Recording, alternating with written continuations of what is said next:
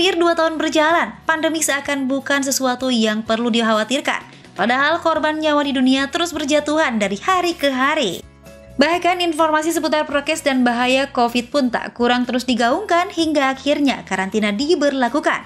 Lalu mengapa banyak yang merasa kebal terhadap virus yang menginfeksi sistem pernapasan ini? Berikut ulasannya.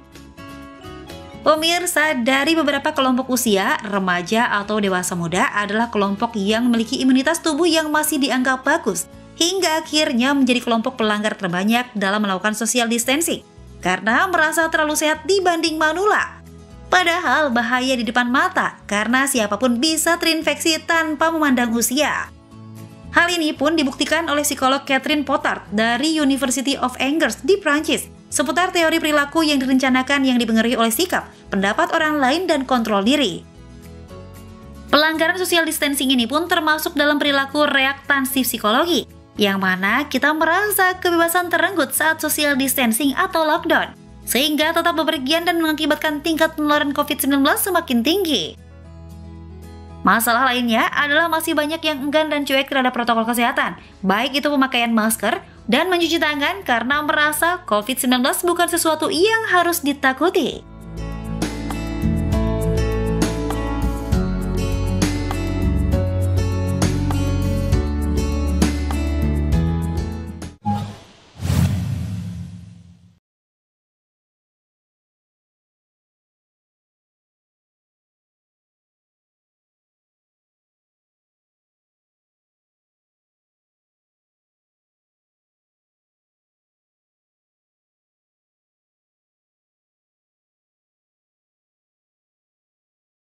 Nggak sih betapa segarnya minum air kelapa, apalagi saat siang hari dan cuaca sedang panas. Enak banget ya. Nah, air kelapa sudah dikenal memiliki banyak manfaat bagi tubuh. Tak hanya menyegarkan tubuh saat cuaca panas, air kelapa juga dapat menambah elektrolit dan mineral pada tubuh. Sebagai minuman, kandungan air kelapa tersusun atas elektrolit, mineral, dan vitamin. Bukan hanya itu, air kelapa juga mengandung karbohidrat dengan sedikit protein dan lemak yang semakin melengkapi zat gizi dalam air kelapa.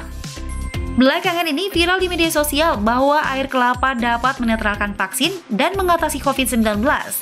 Racikan air kelapa yang dicampur dengan jeruk nipis, madu, dan garam disebut-sebut bisa dikonsumsi sebagai herba pembunuh COVID-19. Nah, benarkah demikian? Simak jawabannya di Hidup Sehat hari ini.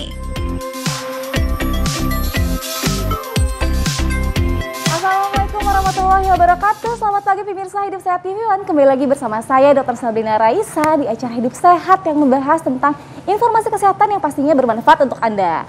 Sehari ini saya tidak sendiri bersama partner saya. Hai dokter, apa kabar? Dokter? Baik. Sehat selalu ya? Iya dokter. Tadi kita sudah melihat video atau tayangan mengenai pentingnya atau kegunaan dari air kelapa. Kan kasus COVID-19 sekarang di Indonesia mengintai di mana-mana dokter ya? Betul. Ada secerca harapan masyarakat bahwa dengan adanya vaksin, kasus COVID-19 dapat menurun.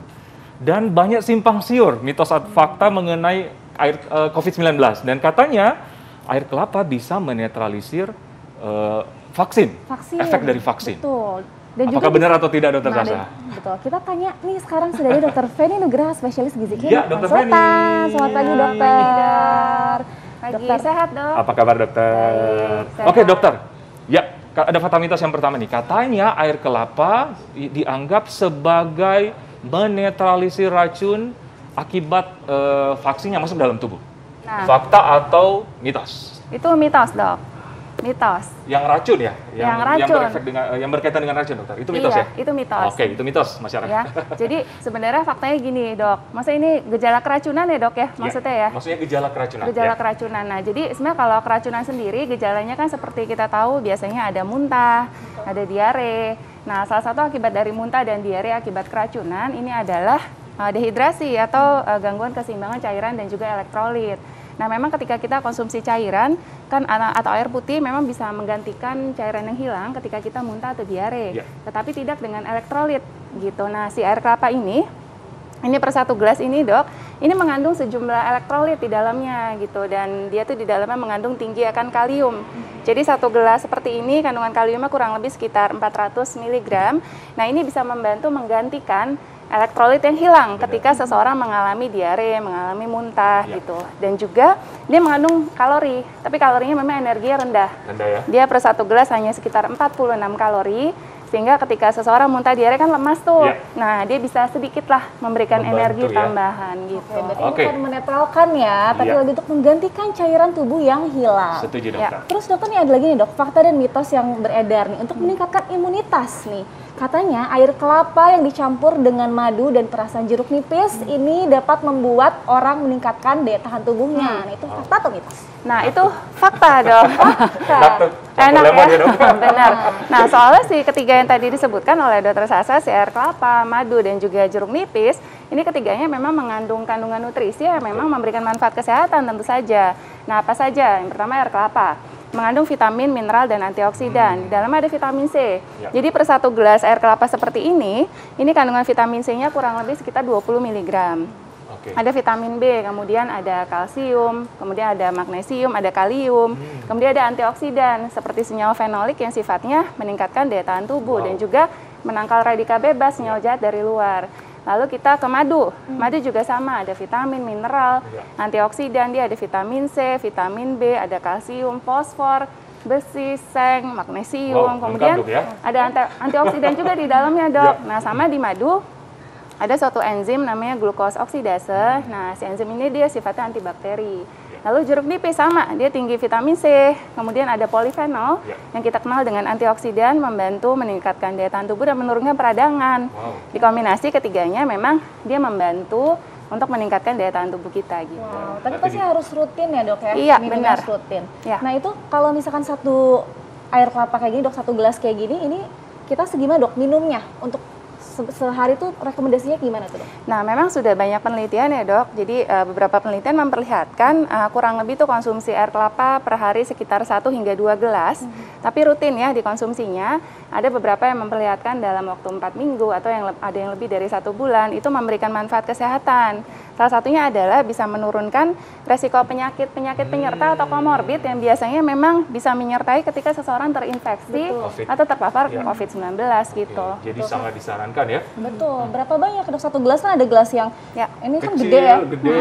Biasanya kalau 1 gelas persajian air kelapa tuh kurang lebih sekitar 240 mili dok. 240 Ya. mili. Oh, 1 gelas ya? Satu 1 gelas, gelas ya. cukup ya? 240 mili mungkin 1 gelas yang ukuran kecil sedang gitu ya dok ya. Iya. Sehari Kalau sekali bisa. cukup?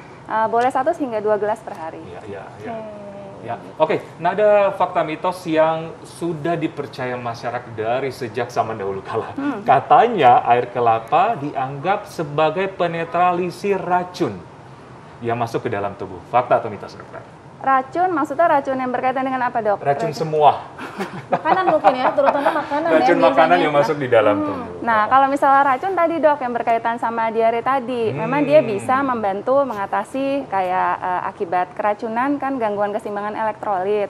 Nah, jadi dia bisa menggantikan si elektrolit yang hilang, di mana dia kan tinggi akan kalium yang tadi Iya, dijelaskan iya. gitu. Jadi membantu. Membantu. Karena kaya akan mineral, vitamin. Karena biasa kebanyakan elektrolit. orang beranggapannya, oh ini air kelapa sebagai penetralisir racun Ya. gitu. Itu bahasanya, tapi sebenarnya memang dia membantu untuk menggantikan si elektrolit Berarti tadi. mitos gitu. ya, jawabannya tidak menetralisir racun, Iya. tapi dia untuk Membantu. menggantikan Mitos. membantu Ya. cairan yang hilang Ya. gitu. Oke. Kalau dagingnya gimana nih dok? Kan biasanya orang kalau misalkan minum air kelapa kan jarang ya minum kelapa ini biasanya suka pakai lagi dicampur sama gula aren Gula biasanya. aren, wah.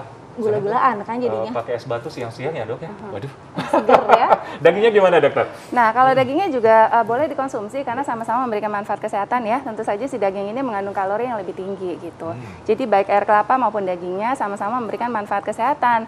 Nah, kalau tadi dok yang berkaitan dengan yang vaksin yang Ya. dokter tadi tanya, Ya, dia bisa itu, nggak Dok. sih menetralisir atau mengganggu dari vaksin? Sebenarnya hingga sekarang tidak ada penelitian atau tidak ada hubungannya sih dok antara si konsumsi air kelapa dengan menetralisir atau mengganggu fungsi dari vaksin. Bahkan kenyataannya si air kelapa ini ternyata dia bisa membantu meningkatkan daya tahan tubuh karena dia memang banyak Kayak memiliki akan kandungan tadi ya. nutrisi di dalamnya, ada vitamin, mineral, ada antioksidan juga gitu. Jadi memang dia membantu meningkatkan daya tahan tubuh dan menurunkan resiko penyakit.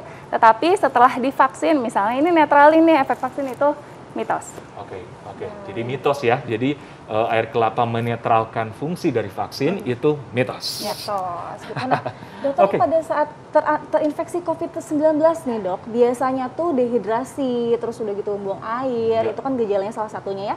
Nah fakta teknis berikutnya ini, air kelapa dapat membantu seseorang terhindar dari dehidrasi. Karena COVID itu kan salah satu gejalanya, seperti yang tadi udah dijelaskan sebelumnya ya. Karena mungkin COVID salah satu gejalanya kan diare. Nah itu fakta, dan juga si kelapa ini ternyata dalam satu buah kelapa 95% tuh isinya air dok.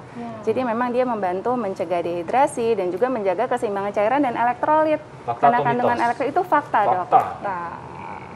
Baik, jadi kalau yang lagi dehidrasi baiknya berapa banyak tuh konsumsi air kelapa? Kayak tadi kan sehari sekali atau gimana?